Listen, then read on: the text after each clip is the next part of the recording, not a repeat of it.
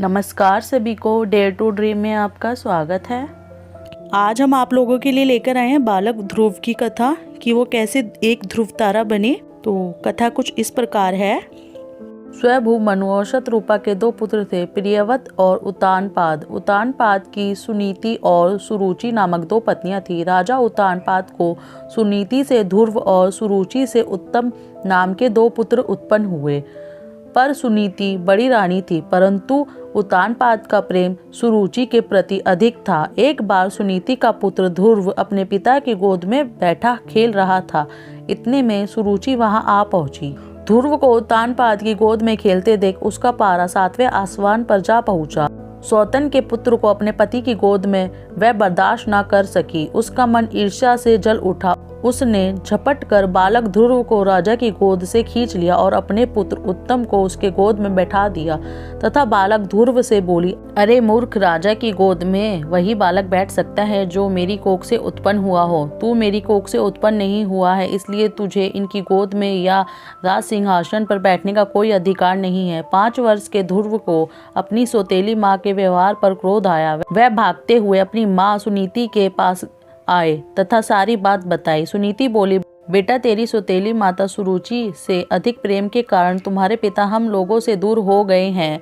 तुम भगवान को अपना सहारा बनाओ। माता के वचन सुनकर ध्रुव को कुछ ज्ञान उत्पन्न हुआ और वह भगवान की भक्ति करने के लिए पिता के घर को छोड़कर चल पड़े। मार्ग में उनकी भेंट देव ऋषि नारद से हुई। देव ऋषि ने बालक ध्रुव को समझाया, किंतु ध्रुव नहीं माना।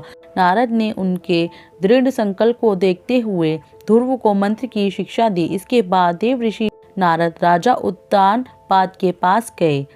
राजा उत्तानपाद को ध्रुव के चले जाने से बड़ा पछतावा हो रहा था। देव ऋषि नारद को वहां पाकर उन्होंने उनका सत्कार किया।